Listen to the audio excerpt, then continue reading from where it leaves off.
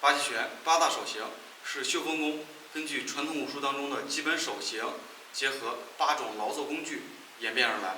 八大手型指的是捶、挖、斧、干、刺、插、奔、连，是在运动过程当中所产生的动作变化和发力技巧，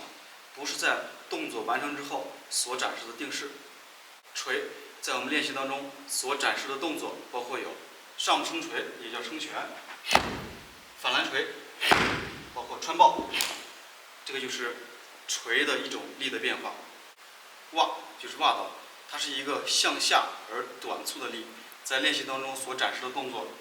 比如有向捶的第一个动作，这个就是一个挖的一个劲，向回、向下迅速滚动，还有向回扶的一个力，扶，还有向下按的一个力。这个力它做的比较快而短促，动作比较小。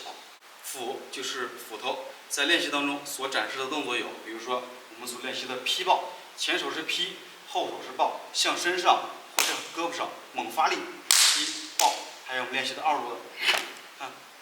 劈，都是向身上发力。还有所练习的截抱，是一个比较短的一个力，截抱，还有缩抱，向回的一个力，这就是斧力的表现。干就是棍子，是一个整体力，在练习当中，它的一个力，它是一个整劲儿，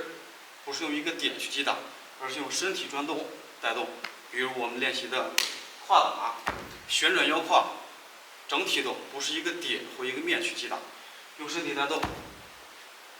去打。还有我们练习的霍打也是一样，不是用手去挑，而是用整个胳膊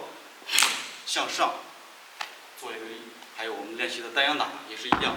不是用手去打，而是用身体去旋转带动。刺和插都是向前发力，一个是立着，一个是横着。刺，比如说我们有地阳针、刺闪，在插的时候是这样，或者是这样。比如说我们练习的挖眉、拉眉，还有这个动作，它都是一个插的一个动作。奔是一个向回的发力动作，在练习当中，比如说猛虎爬山，它就是一个向回的一个罗的力，整体发力向回带。还有拉马式也是一样，追肘向回发力，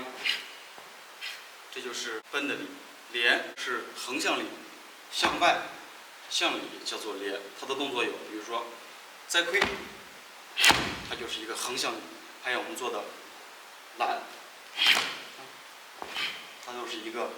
横向向里向外的一个力。1、2，这就是八极拳的8大手型，是在运动过程当中所产生的动作变化。注意，一定不是在动作完成之后所展现的定式叫做8大手型，这是不对的。